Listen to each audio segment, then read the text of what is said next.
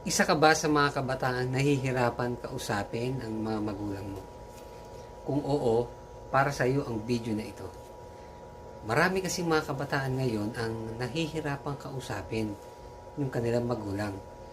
Iniisip kasi nila na hindi sila naiintindihan ng magulang nila. Ang iba naman, iniisip nila na walang pakialam sa kanila yung mga magulang nila. Ganyan din ba ang iniisip mo? Kung oo, tandaan mo na iintindihan ka man ng magulang mo o hindi, busy man sila o hindi, kailangan mong sabihin yung nararamdaman mo. Merong mga tips na baka makatulong para makausap mo ang magulang mo. Una, huwag kang huminto. Lagi kang humanap ng pagkakataon para makausap mo yung magulang mo. Malay mo, baka sa pagkakataong iyon, magkaroon kayo ng pag-usap ng magulang mo.